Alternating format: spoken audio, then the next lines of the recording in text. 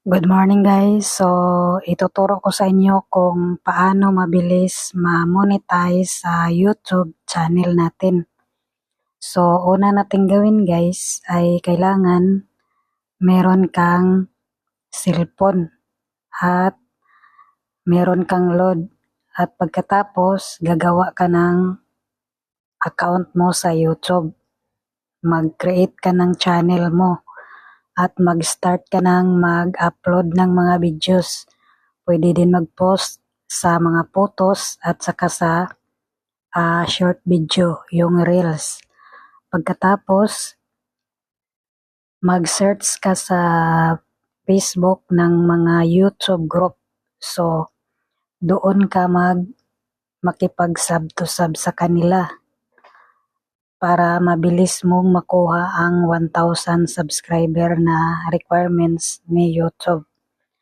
At sa watch hour naman na 4,000 watch hour views sa videos mo, so isa yung requirements. So kailangan mag-live ka palagi. Araw-araw ka mag-live. Kahit ilang oras, kahit 10 oras ka mag-live para mabilis mong makuha ang requirements ni YouTube at mag-start ka ng mag-apply sa Google AdSense.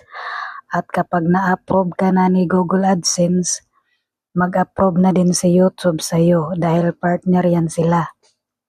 So, yun ang unang tips guys para mabilis kayong ma-monetize. Ako, second account ko na to yung channel ko. Kasi yung una kong channel nakasahod na yun ng 100,000. Kaya lang napabayaan ko yung watch hour kaya bumaba yung watch hour.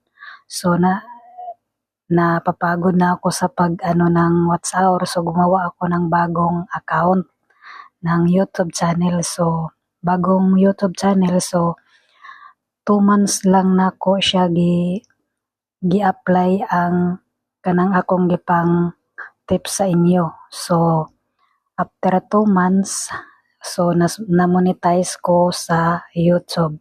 So, mga ugma mo sweldo na ko sa YouTube. Unang sahod na ko na sa YouTube. Kay sa unang channel na ko, so perminti naman to mo sahod. Nakaabot na to 100,000. Mo to nakapahuman sa ako ang balay. Napasiminto na ko akong balay.